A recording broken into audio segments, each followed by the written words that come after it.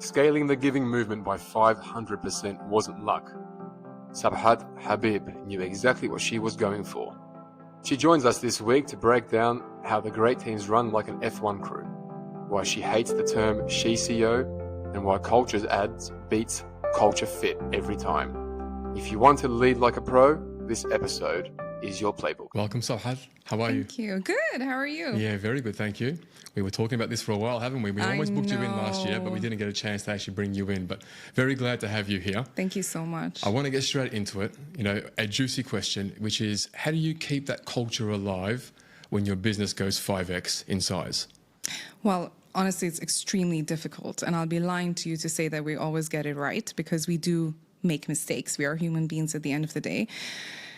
So when I joined the business, when the company is growing, there is a certain type of culture. But as we grow so fast, you have an influx of people from different companies, different backgrounds, different walks of life. We need to change our culture based on the direction that we're growing as well. Mm-hmm. So keeping it alive is taking all the feedback throughout the journey and the process and tailoring or developing your culture with the influx of the new people that are joining the business. Because our needs change. Culture is the way you behave in a business. It influences your decision making, it influences how you interact with one another, it influences your interaction with customers, the product that you deliver, the malls that you enter to a certain extent. Yeah. So how we keep it alive is by constant feedback, creating moments of repetition. I had a COO that I once worked with, and he mentioned that there's only two ways that you can keep, employees to remember something. It's either by trauma or by repetition. Now, I certainly don't want to traumatize anyone in the giving movement. No. Definitely not. No. So we just create a lot of moments of repetition, which means that we talk about our values during our all hands, during our performance reviews, while giving feedback, while making decisions. Sometimes, you have to say no to certain prospects of business based on your values. So this is how we do it, by constant repetition and constant feedback and constantly developing and evolving our culture. We never stick with one culture. It's because if you freeze culture, you will never grow. But that's so interesting because many people are so fixated on once they identify what their values are and what their culture is in those early stages, if they do it right, they kind of hold on to that like it has to be this in 2 years' time, no matter how big we are, which contradicts what you're saying because you will evolve and you will change and the direction and the goals and the mindset will change in the business. So many different people are coming into the business and you're trying to get them to fit into that culture that was once accurate for where you were, but not necessarily the right sort of culture for where you are heading towards. So interesting to hear that you would change that because so many people focus on, we did this now, we did our workshops, this is what we have. And now we have to stick by it because we can't change it. That's true. So I've been in the business, in the giving movement specifically for 4 years. When I first joined the business, we had created a winner's mindset. That was our culture with the founder at the time. And now, 2 years later, so 2 years ago, we did this entire workshop, as you said, and then we created specific values, which was edge, elevate, and energy. Yep. But as time goes, we are always redefining the meaning of those values. And I'm sure in a year or 2 years' time, we may even change those specific values into something different. Yep. And in terms of what you said, I think this is the biggest mistake businesses and leadership makes, which is trying to fit people into existing culture. Yep. We don't want culture fits. I don't want 100 people that are exactly like me. What am I going to learn? Yeah. I want different people. I want people who can challenge me, who have a different way of behaving, who are able to make me get out of my comfort zone. And the only way we can do that is by looking for cultural not cultural fit. Love that. Now, obviously, if we add people into the business and they're different from us, our culture has to evolve to also, help them get to the best of their selves, but at the same time, the essence of the business should remain the same. So the cultural essence will be, similar. Like, obviously, we're not going to do something wrong or suddenly, change how we function, but we need to evolve. As human beings, we evolve. So is there a fine line with that? With, bringing someone in who adds a bit of culture, but that extra spice might not be, sort of rubbing people the right way. So how do you manage that extra add? So, I mean, we just make sure they're a good human being. Yeah. I mean, in all honesty, no matter what a person's personality is or what their walk of life is, as long as they're a good human, they're not going to harm you, they're not going to hurt you, they're not going to be disrespectful to your fellow employees, it's fine. Bring it on. Yeah. So that's how we do it. You're a good human being. Come join the business, no matter how different you are. We want it. We want that kind of difference.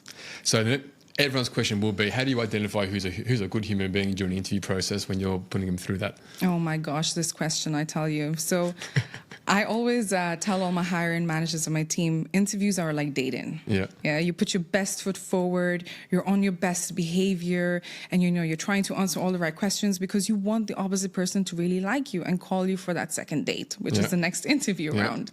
So it is very difficult, but sometimes you can ask questions about their walks of life that would tell you more about who they are and how they are.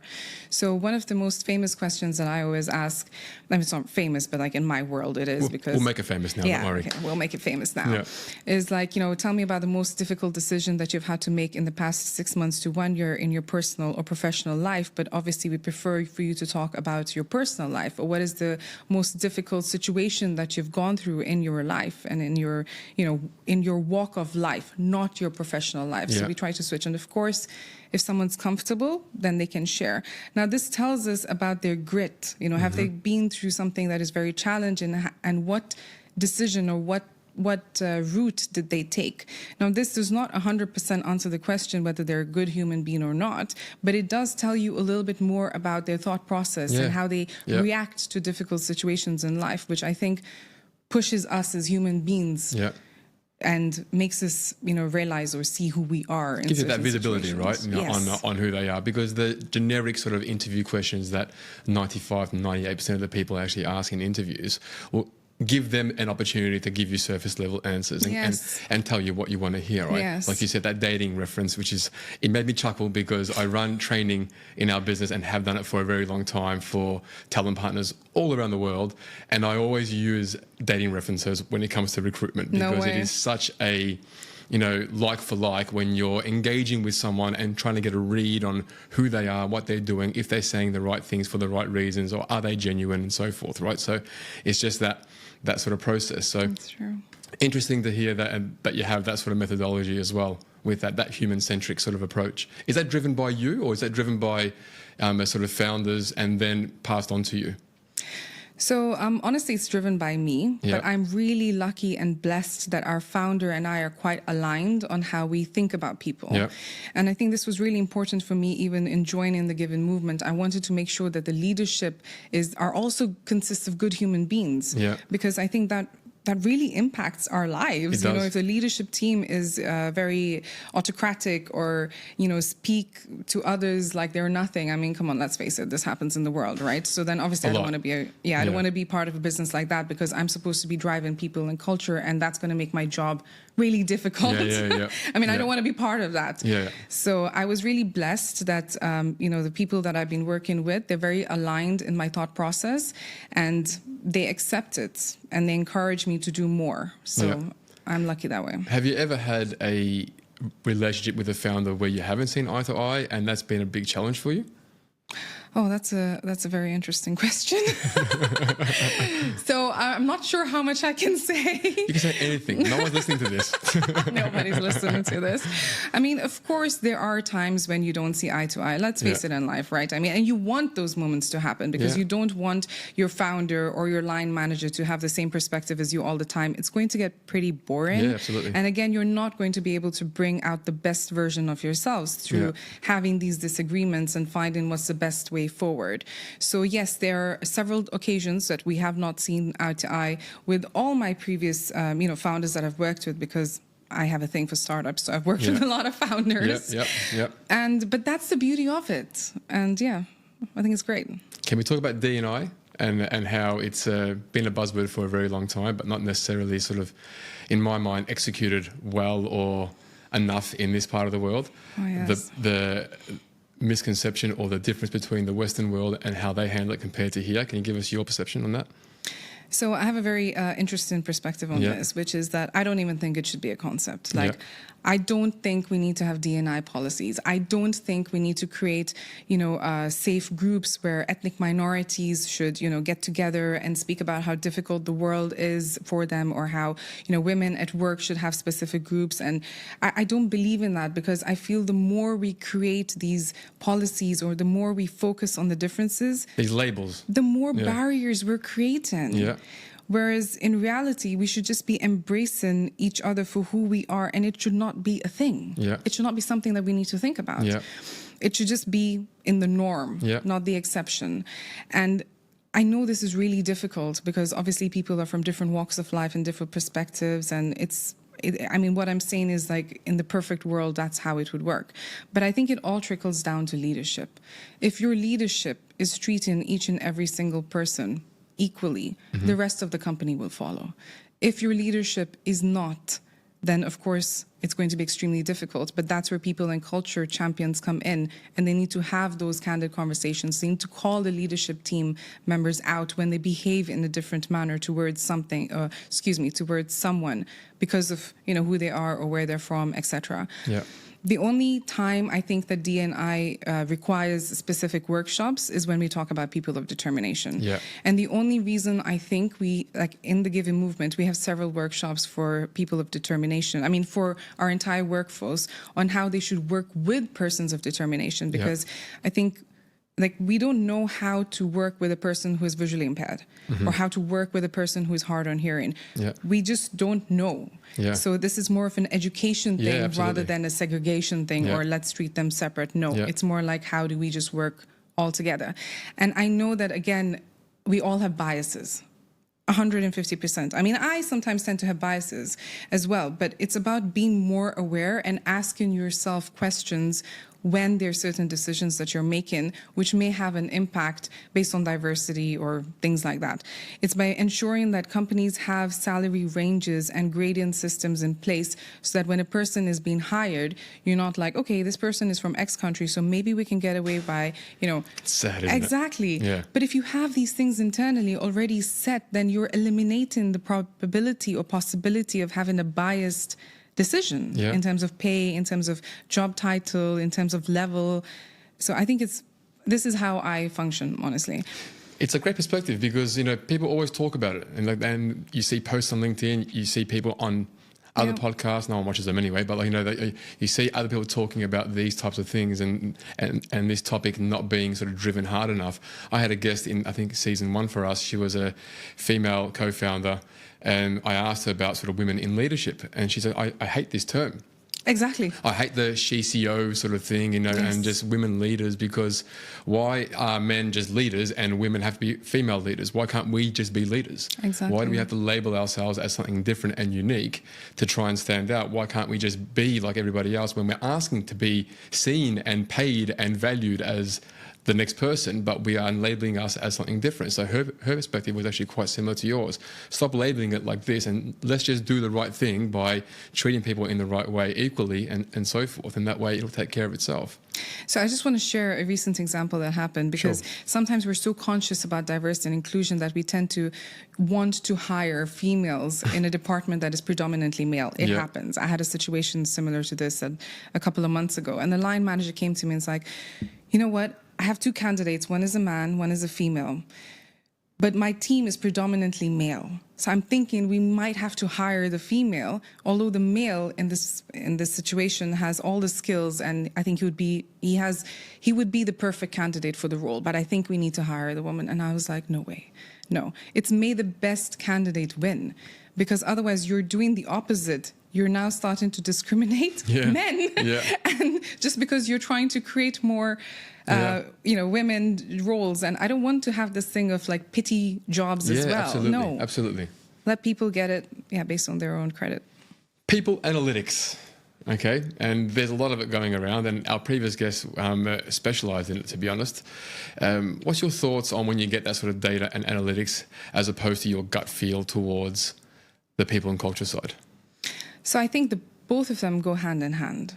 How I see it is people analytics is your map. So it's where like you can see the mountains, the rivers, the routes, everything is there. But your gut is your compass. Mm-hmm. Without that, you can't see where is north. you will not be able to get to where you need to. So both of them have to go hand in hand.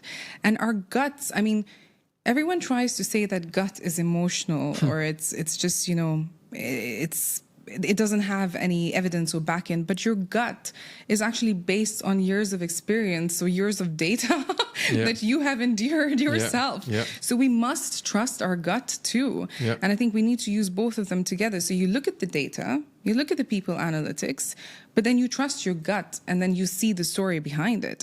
And then you double click and then you test if your gut is actually, telling you something that's true, or maybe you're just on the complete 180 wrong side, and then you rethink about it, and then it's your intuition, which comes out of years of experience. Yeah. I can honestly say that I think in the last 10 years, my gut has never been wrong. Exactly. But I have made many mistakes because I've let sort of theoretical sort of data or practical data come into my sort of way of thinking when I make a decision and trying to almost say, well, this is what I think the right thing should be done here. This is what I should do. This is how I should go down that path rather than that path. Because when I look at so much data and say, well, this is what I think we need, but when I have that interaction with that person or with that client or with just anything in general, my gut will always say, stay away. Or if it's too hard for a reason to happen and you're forcing it to happen because the data says that's the kind of thing that you need, the gut's telling you no, and it becomes more and more difficult, but then you just force it to happen, and then it always blows up in the end.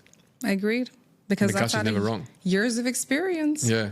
Your gut is your experience. So how do you teach that from where you are as a people and culture champion? And on a side note to that, there's a difference between a head of people and culture and a people and culture champion, right, in my eyes. Because one holds the role, the other one drives the actual values and change and just instills that culture in someone. Is that right in saying that? Yes, you are right. I mean, look, in an ideal world, we would want to have the person that's leading the department, so to say, traditional words, of people and culture to be that people champion as well. But your people champion can be other members in the leadership team as well. Yeah. And I think this is really important because they need to partner with the person that's actually running the team of the people and culture. And they need to also partner up with the CEO and the founder. Yeah. The way the CEO is supposed to be really close or tight with the CFO, in making business decisions, etc.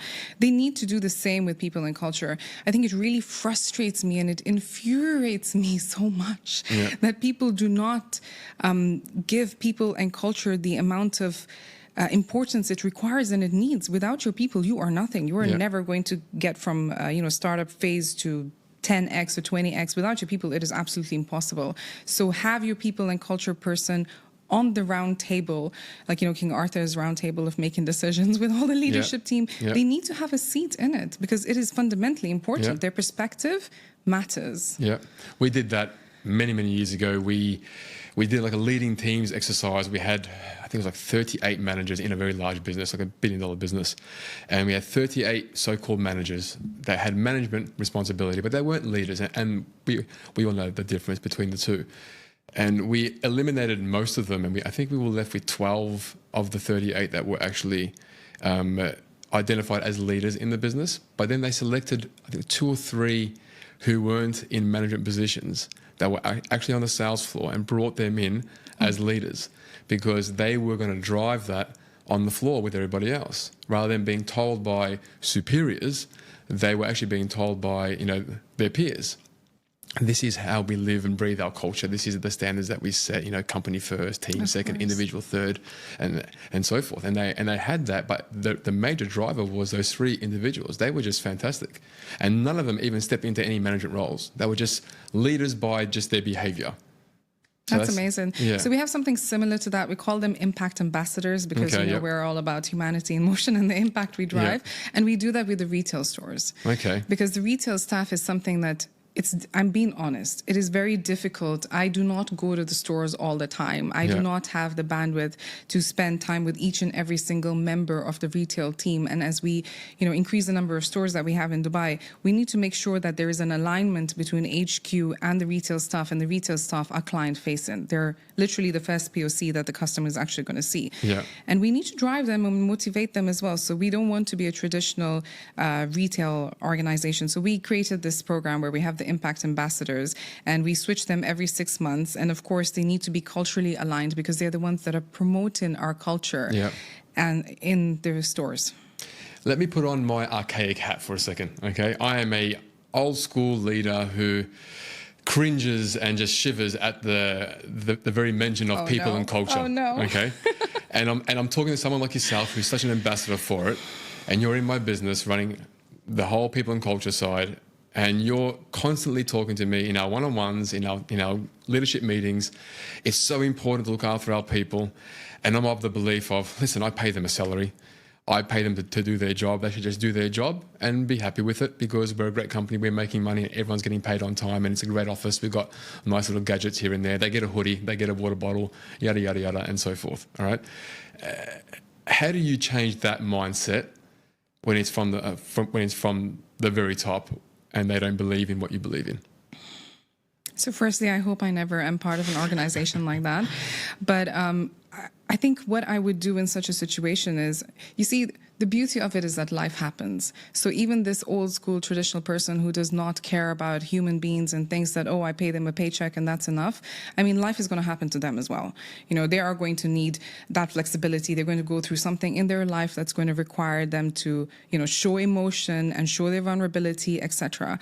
And during those moments, I'm going to be there for them, and I'm going to also highlight to them what the business can do to help them, and use that as an example to show how we need to do the same for our people as well. And if such a situation doesn't happen, and their life is absolutely incredible, and they have zero problems, amazing, well and good, then in such a situation, I would constantly talk about the person behind the role. I think leaders, with those perspectives, they forget that there is a human being. They just look at it as this is employee ID X, or this is our, X person, client advisor. No, this client advisor's name is X. They have a family, they have kids. This is their, personal life. This is what they're going through right now. God forbid someone has a family member that's ill. But when you talk about the human being behind it and the story of the human being behind that role, I mean, the person really needs to be ice cold in order not to melt a little bit and think in terms of humanity. Yeah. And I think when a person in a leadership role sees the human behind the job title, automatically they will be able to cater towards them in terms of policies, in terms of, their well-being, etc. So that's how it goes. Can we go too far with this? Can we create a culture where we're too sort of supportive, cuddly, and just, almost overly empathetic to the point where high performance doesn't exist?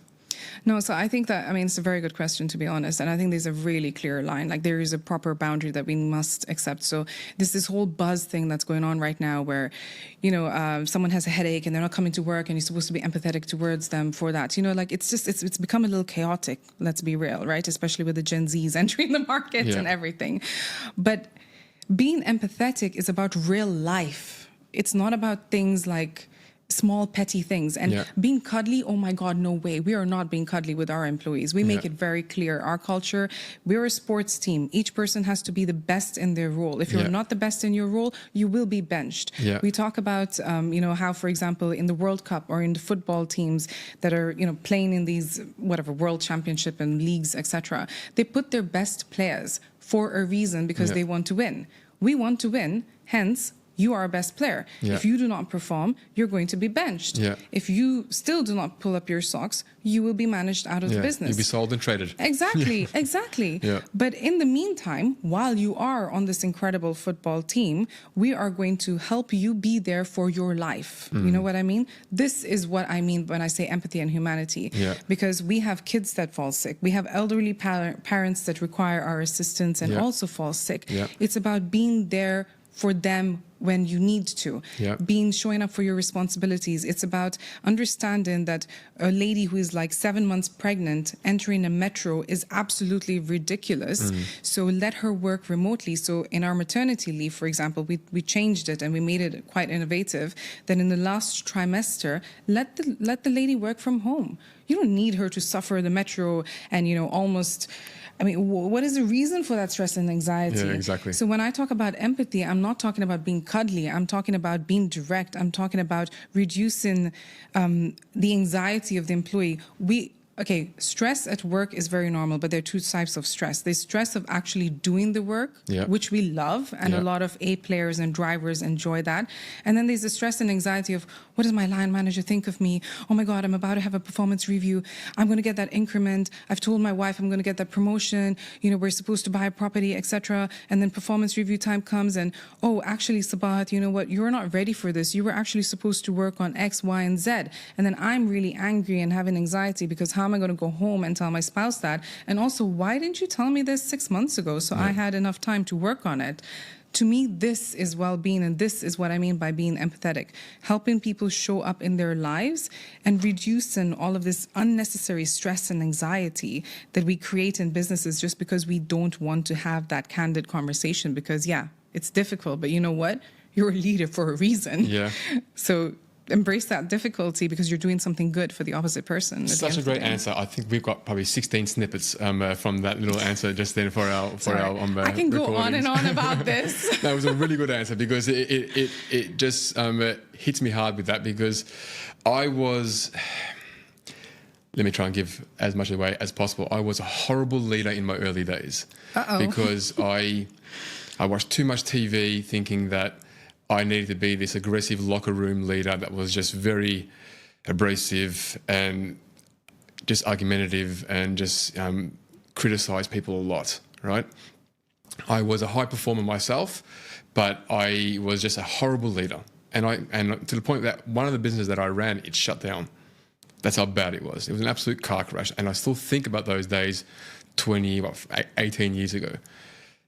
It took me a long time to sort of flick that switch to go from that aggressive locker room leader to a empathetic on the human side. And it was a 360 session that I did with an assessment with peers and like staff and leaders where my empathy score was off the charts the other way. And I didn't even know what empathy was. I was like, what's this empathy? Like, what is this? And I was doing research. I was assigned a corporate psychologist for 12 months. And the eye-opening moments that I had from this was just groundbreaking for me. That's still to this day, if it wasn't for that year that I had in my career, there's no way I'd be where I am. There's no way that I'd be able to align my spirituality that I have to the belief that the human is more important than the employee. Yes. Right? And they may have problems.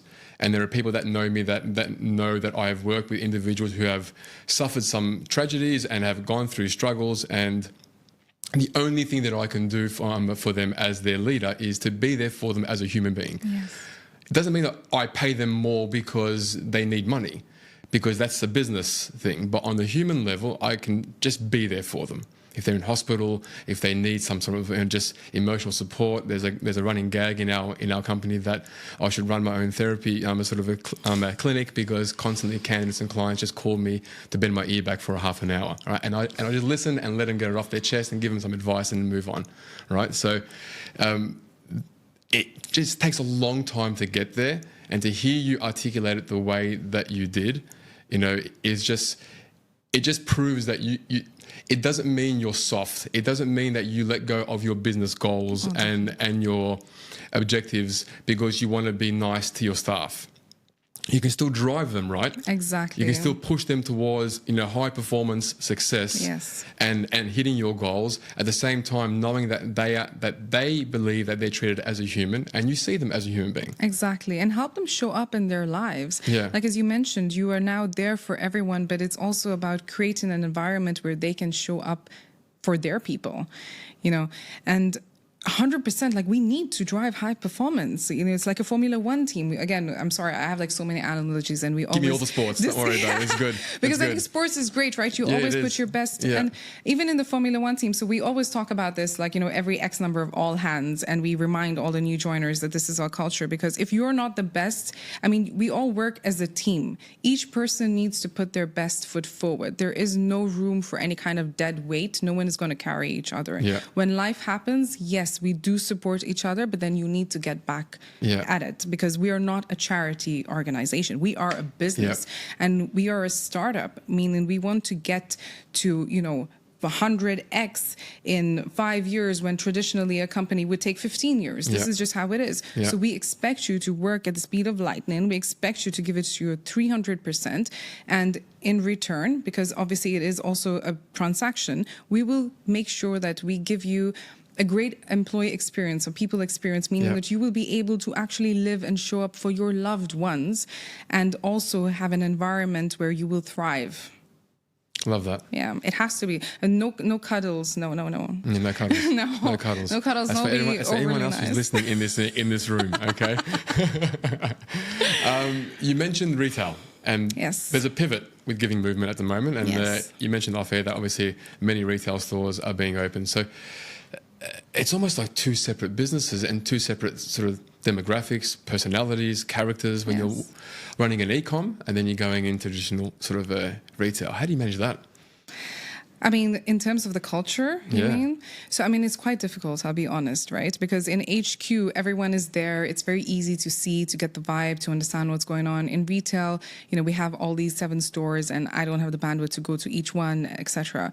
So how we measure that, I mean, okay, so let me just rewind a little bit. Retail, as you said, is a traditional business. So they're all our employees, so to say, are very used to a traditional way of being dealt with.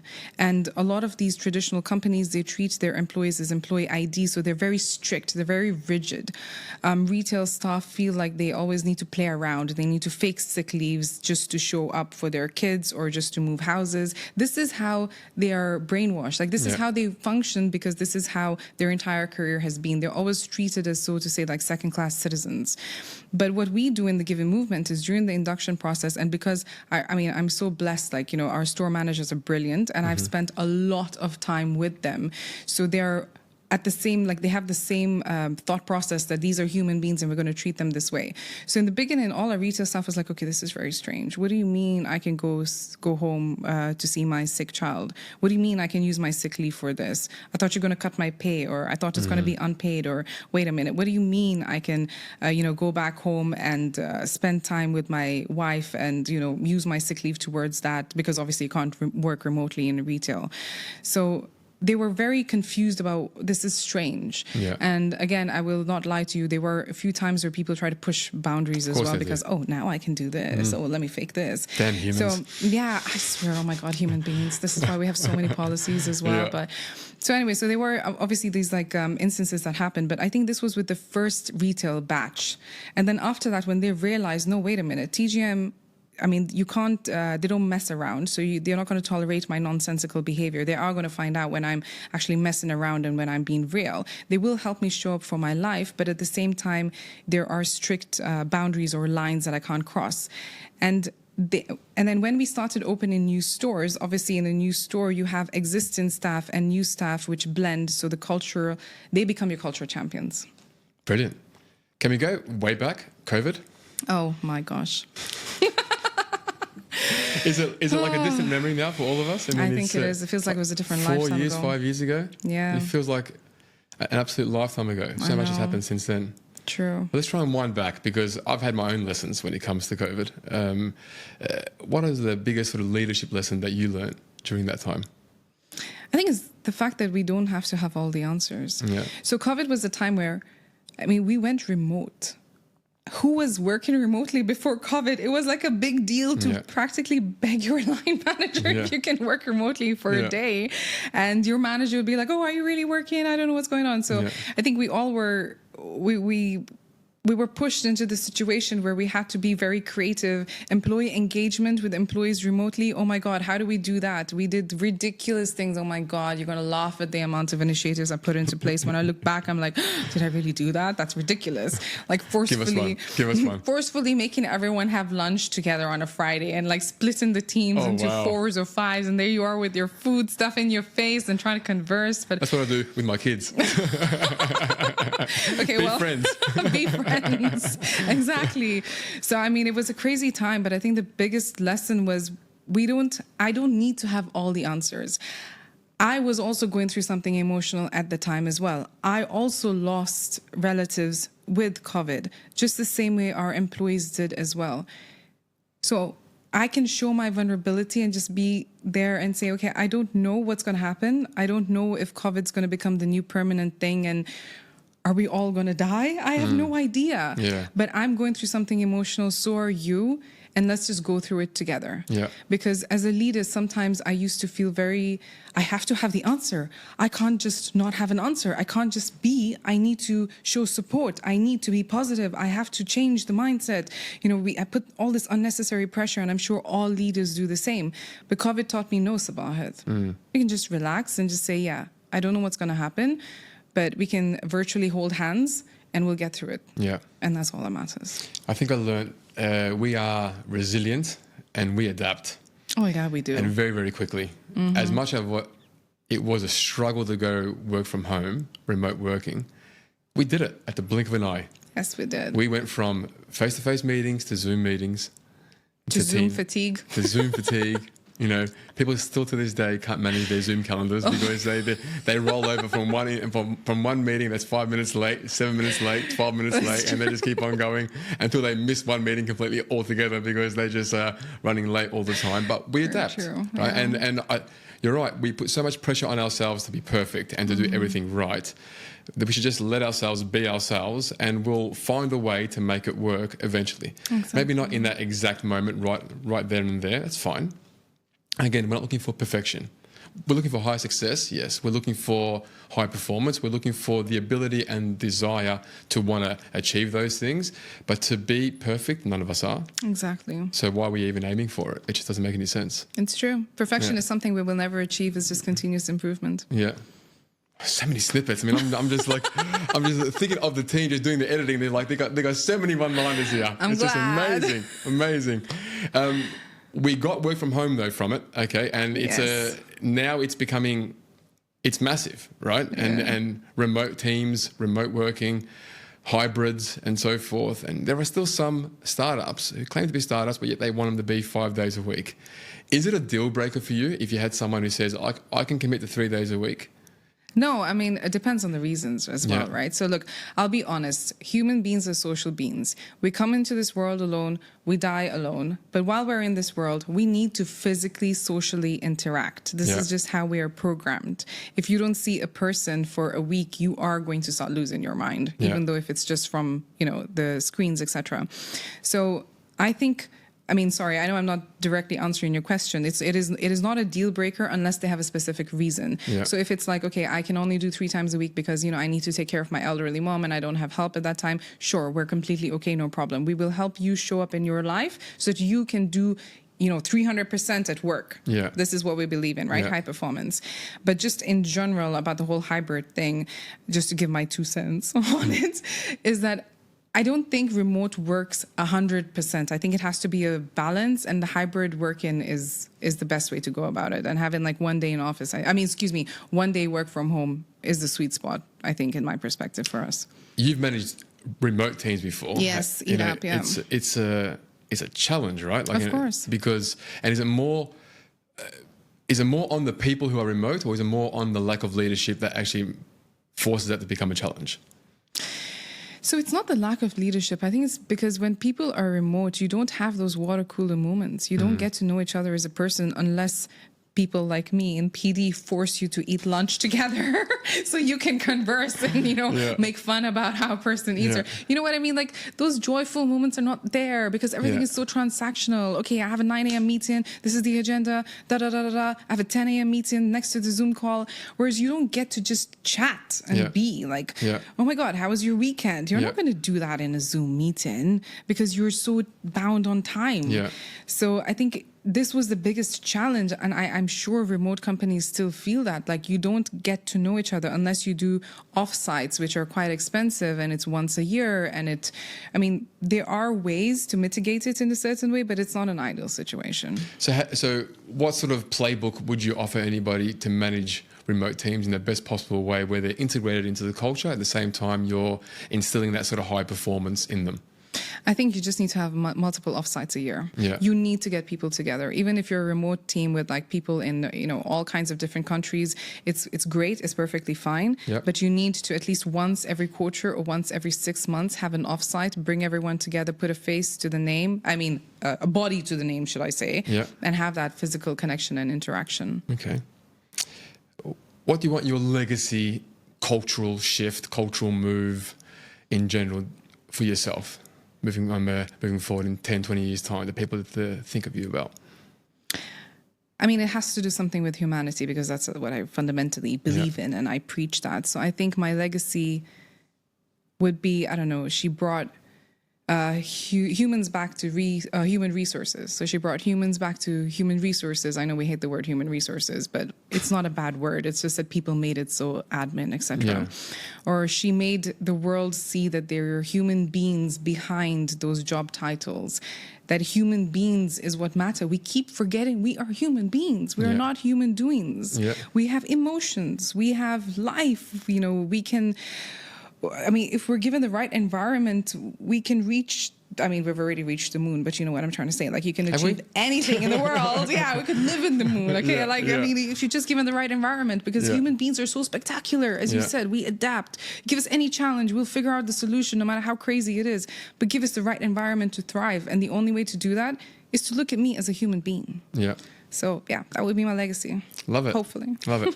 We're going to do a bit of a lightning round now, okay? We used to call it rapid fire, I think it was. I don't know who came up with that name, but we'll talk to them off air. But we have a lightning round now. I'm just going to ask you some personal sort of questions, and then hopefully we can have a bit of fun with this. Be nice. One meeting you'd happily cancel forever.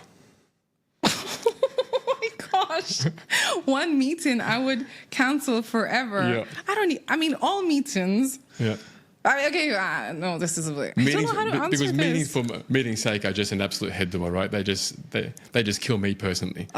If I say this, like, my colleagues are not gonna... So some of the hubs I would cancel. Okay. Hubs is like where we all get together. So they were too often before. Now they've reduced. Now it's once every 2 weeks. But sometimes I still feel like, What's the one app outside of email that you can't live without? AI. Oh, look at you. I know. Oh, gosh. ChatGPT, Claude, Perplexity. This is my life. I cannot live without that. I'm sorry. Oh, wow. All right. Here we go. The one HR buzzword that you would secretly wish would disappear? Well-being. I honestly, hey, we're doing well-being. We're going to do yoga, free pizzas, cupcakes. No.